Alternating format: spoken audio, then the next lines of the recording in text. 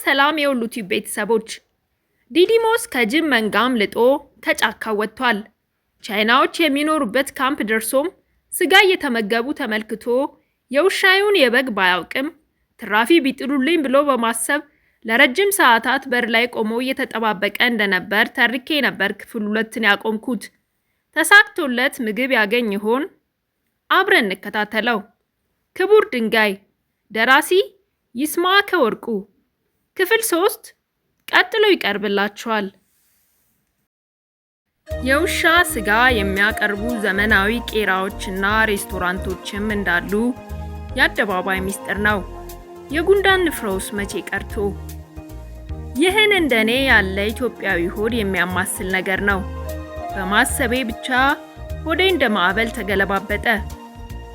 የኢትዮጵያዊ መንፈስ ያለቀቀኝም ማለት ነው። ውሻ መሆኔን መዘንጋት የለብኝም። በአስማት ከሰውነት ወደ ውሻነት ተለውጬ ወደ ሰውነት የምመለስበት አስማት ከማጣቴ በፊት እንዴት ያለው የኮራው ኢትዮጵያዊ ነበርኩ መሰላችሁ? ያውላችሁ ቁንጽል ዕውቀቴ ለዚህ አበቃኝ። የማይረባ ጸሎት ጎን ያስመታል ይለዋል ይሄ ነው። ያሁኑን አያርገውና ስለ ረሃብ አስቤ የማውቅ ሰው አልነበርኩም። ላጣ ለነጣ የማስብበት ጊዜም አልነበረኝም። እድሜን ያጋመስኩት በምርምር ነው። በጠፉ በተረሱ ዕውቀቶቻችን ዙሪያ ለአያሌ ዓመታት ማንነት ጥናት ሳደርግ ኖሬያለሁ። የኢትዮጵያውያን የተደበቀ ማንነት ስጭር በአፈ ታሪካችን፣ በትውፊታችን፣ በተረታችን ውስጥ የተዳፈነ እውነት ይኖር ይሆን? የዘወትር ጥያቄ ነበር። አስማት በሚባል ጥቁር ጨርቅ ተጠቅልሎ የተጣለ ሀቅ ይኖር ይሆን? በእርግጥስ አስማት የሚባለው ነገር እንደ ጭራቅ ታሪክ ማስፈራሪያና ማጭበርበሪያ ነው ወይስ ያለ ነገር ነው? የእድሜ ልክ ጥያቄ ነበር። ስለ አስማት ያለኝን ጥልቅ ዕውቀት ወደፊት አወራችኋለሁ። አሁን ግን ረሃቤን ከማስታገስ በቀር ሌላ ዓላማ የለኝም። ውሻ ሆኜ መቁለጭለጭ ከጀመርኩ ጊዜ ጀምሮ ባፌ የዞረ ነገር የለም። የበጉ ይሁን የውሻው አሮስቶ ሙክክ ብሏል። ከእሳቱ ላይ አውርደው በተዘጋጀለት ሳጠራ ላይ ያስቀመጡት። ለሁሉም ቢላዋ እየተሳለ ታደለ። ድምጻቸውም ቀነሰ። ሁሉም እንደ ሰዓት ሰሪ ያቀርቅረው ይተገትጉታል። ሀበሾቹና ሴቷ ፈረንጅ ግን ከማዕዱ አልቀረቡም። የጠረጠርኩት እውነት ይሆን? ለምን በዚህ የመከራ ጊዜ ምግብ ማማረጥ ላይ ጊዜ እንደማጠፋ አልገባኝም። ይህ ጥጋብ ነው። ሊያውም እኮ ተርፏቸው ከወረወሩልኝ ነው። ራሴን እንዴት ማሳመን እንዳለብኝ ሊገባኝ አልቻለም። ራስን ለማዳን የማይበላ ነገር የለም። በጠና ረሃብ ጊዜ የሚላመጥ ሁሉ ምግብ ነው።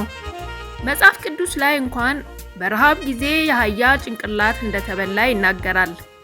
ይህን ስል በአፄ ምኒልክ ዘመን ሀገራችን ውስጥ በጠና ረሃብ ጊዜ አህያ መብላት ብርቅ የሆነበት አካባቢ እንደነበረ በታሪክ የተጻፈው ትውስ አለኝ። ሌላም አሳዛኝ ነገር ተፈጽሟል። እንሳሮ በሚባል የሸዋ ግዛት አንዲት ሴት ክንድና ክንዷን በሰዎች ተይዛ እየተዳፋች ከንጉሥ ምኒልክ የፍርድ አደባባይ ድረስ ትመጣለች። እንጦጦ። ሴትዮዋ ሆዷ ከጀርባዋ የተላጠቀ፣ የጎን አጥንቷ ከሩቅ የሚቆጠር፣ የፊቷ አጥንት የገጠጠ አሳዛኝ ሴት ናት። ይህች ሴት የተከሰሰችበት ምክንያት 7 ልጆች በመብላቷ ነው። ንጉሡም የእምነት ክደት ቃሏን ጠየቋት። አዎ ቢርበኝ በላዋቸው ነበር መልሷ። እንኳን 7 ልጅ ቅንጣቢ እንኳን የቀመሰች የማትመስለውን ሴትዮ እየተመለከቱ ንጉሡ ሐዘን እንደ ውጋት ቀሰፋቸው። ያመጧት ሰዎች ፍርዱን ሊሰሙ የንጉሡን አፍ ይቀላውጣሉ። አይ ጉድ! አይ ሀገሬ ዘመዴ! ንጉሡ ሐዘናቸውን ቀጠሉ።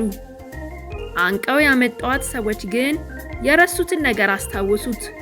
የእርሷን ልጅ ትታ የእኛን ልጆች ስለፈጀች መሞት ይገባታል ሲሉ ንጉሡን ወጠሯቸው። አፄ ምኒልክም ፍርዱን ሰጡ። እባካችሁ ለእኔ ስትሉ ማሩልኝ፣ ቢርባት ቢጨንቃት ነው።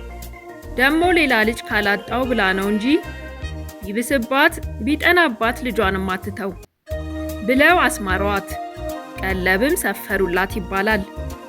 ይህ በታሪክ የተመዘገበ ይሁን እንጂ በመጽሐፍ ቅዱስ ውስጥም ተመሳሳይ ታሪክ ይገኛል። ረሃብ የማያስበላው ነገር የለም። እንኳንስ ውሻ ሊበላት ያሰቧትን አሞራ ጅግራ ናት ይሏታል የተባለውን አባባል እኔ ላይ ሊደርስ ስንዝር ቀረው መሰለኝ። ረሃብ ምክንያት ያስውጣል፣ ጥላቻም እንዲሁ። ጥንታዊ ሰዎች ጠላቶቻቸውን እያረዱ ይበሉ እንደነበር ጥንታዊ መዛግብት ያስረዳሉ። ረሃብ ብቻ ሳይሆን ጥላቻም የማንፈልገውን ያስበላናል። ከኔ ፊት ለፊት የሚበሉት ግን ለሞት ሽረት አይደለም፣ በጥላቻም አይደለም፣ እንዲሁ ስለሚበሉት ብቻ ይበሉታል። ቻይናውያን ከክርስቶስ ልደት በፊት ከ500 ዓመት ዓለም ጀምሮ ውሻን ይበሉ እንደነበር ተጽፏል። በማህበረሰቡ ዘንድም ተቀባይነት ያለው ቆንጆ ምግብ ነው። እንደውም የውሻ ስጋ ለብዙ ነገር መድኃኒት ነው ብለውም ያምናሉ። ከጫካ ታሪካቸው ጀምሮ ውሻን በመብላት አንቱ የተሰኙ ናቸው። በ2003 ዓመተ ምህረት አንድ የጤና ጥበቃ ቡድን በአንድ የቻይና ሬስቶራንት ውስጥ የጤና ክትትል ለማድረግ ይሄዳል። ማቀዝቀዣው ይከፈታል። በዚህ ማቀዝቀዣ ውስጥ ታዲያ የውሻ ስጋ በደንብ ተሰድሮ ከጭኑ እስከ ጭንቅላቱ መገኘቱን ሰምቻለሁ። ምንም ማድረግ አልተቻለም። ቻይና ውስጥ ነዋ። የውሻ ስጋ መሸጥም ሆነ መብላት የሚከለክል ሕግ የለም። ይህን ስል ሌላም የቅርብ ጉዳይ አስታወስኩ። በ2008 ዓመተ ምህረት ነው። ከቤጂንግ ኦሎምፒክ ቀደም ብሎ የቻይና የእንስሳት ጥበቃ መረብ የውሻና የድመት ስጋ እንዳይበላ ቅስቀሳ ያደርግ ነበር።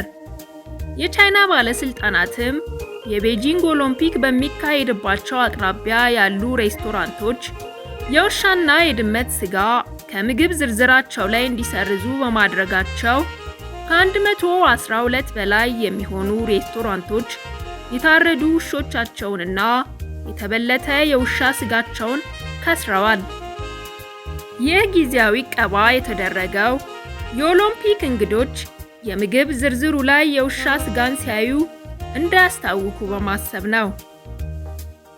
አዲስ ባህል ሲያጋጥመን የሚሰማንን ንዑጽውጽታ ካልቸራል ሾክ ሲሉ ምሁራን ሲገልጹት የኔን ከሰውነት ወደ ውሻነት በመለወጤ የመጣብኝን ድንጋጤ ምን ይሉት ይሆን የሚለው አያሳስበኝም። ምክንያቱም ቻይናዎቹ የውሻ ይሆናል ብዬ የጠረጠርኩትን አሮስቶ ጠግበው ተነስተዋል። ቀሪውን ሄጄ ልጋጠመው ይሆን? ጥርጣሬን የማረጋገጥ ወኔ የለኝም እንጂ የውሻ ይሁን የበግ ስጋ ነው የሚለውን ለማወቅ ቀላል ነበር።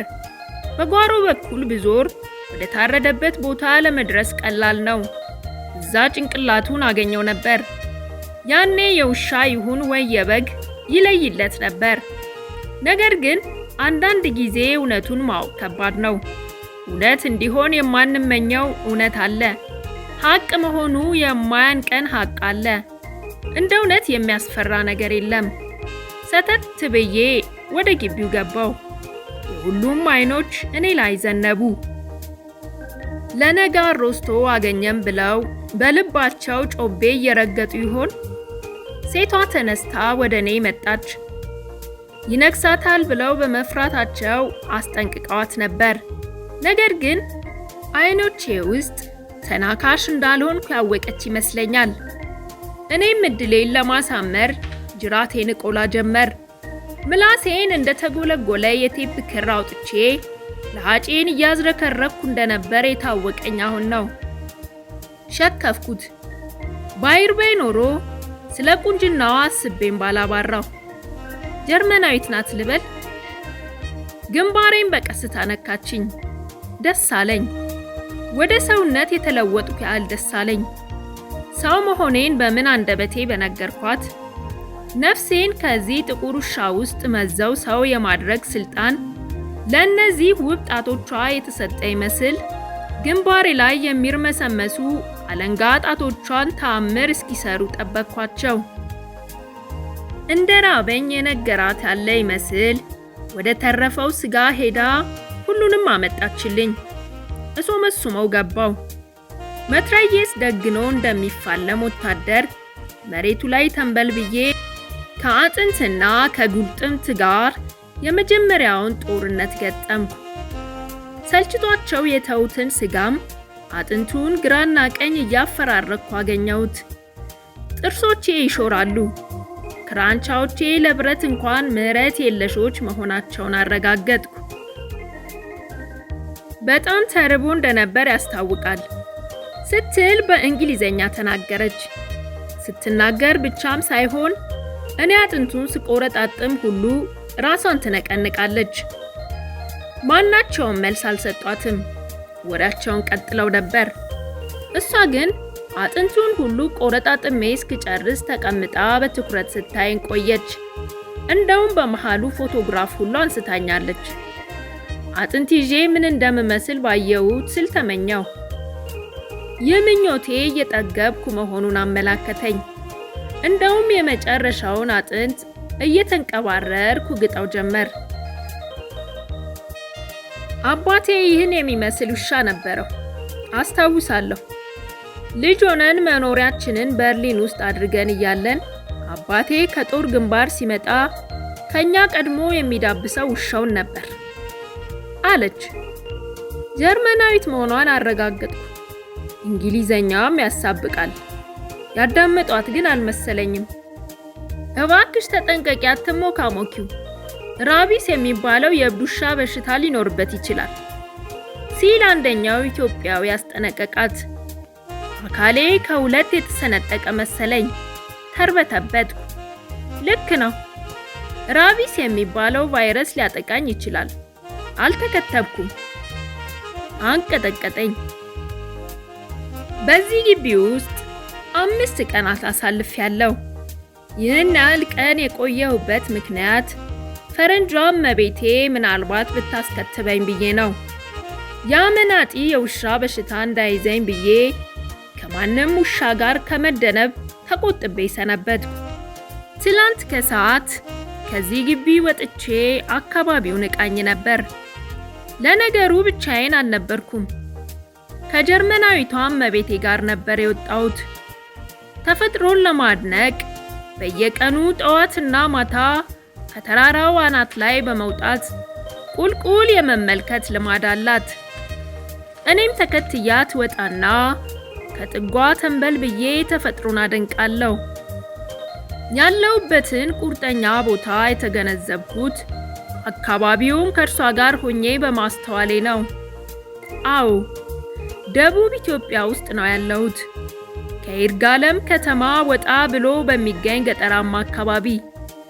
እናም ትላንት ከእርሷ ጋር እስኪመሽ ድረስ በተፈጥሮ የታደለውን ይህን አካባቢ ስናደንቅ አመሸን።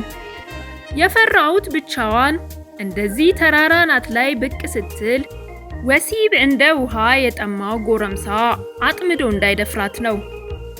እንደ ውሻ ሳይሆን እንደ ሰው በተፈጥሮ ትንግርት ተመስጬ ባየችኝ ቁጥር በአግራሞት ትፈዝ ነበር። አበቦችን አይኔን ጨፍኛ አሸታለሁ። ለአዕዋፋቱ ዝማሬ ጆሮዬን እቀስራለሁ። በድርብርብ ደመና ያጌጠውን ሰማይ አንጋጥጬ እመለከታለሁ። የኔን እይታዎች ተከትላ እርሷም ታያለች። አንዳንዴ በጀርመንኛ ትናገራለች። ምናልባት አግራሞቷ የእርሷን ቋንቋ ያህል ግርምቷን የሚገልጽላት ልሳን አታይ ይሆናል። በእንግሊዘኛ የምትናገረውን ግን ጥርት አድርጌ ሰማታለሁ።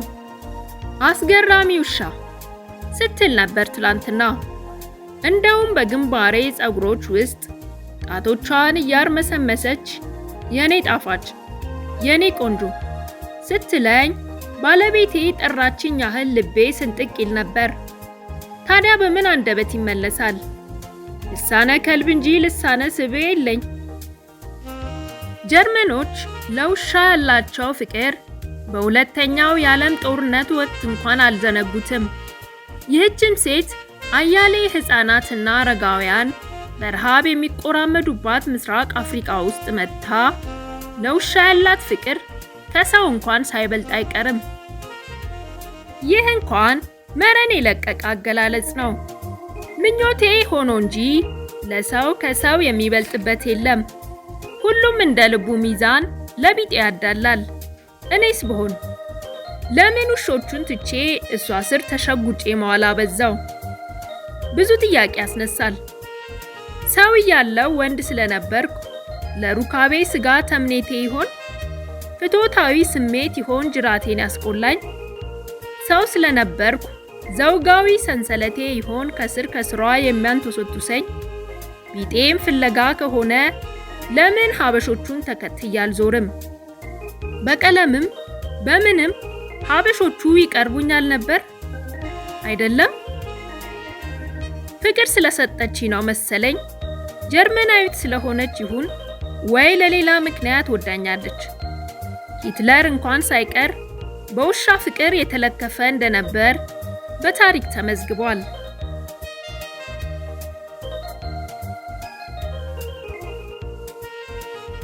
ውድ አድማጮቼ የክፍል 3 ቆይታዬን በዚሁ ጨረስኩ። በክፍል 4 እስከምንገናኝ ሰላም ቆዩኝ።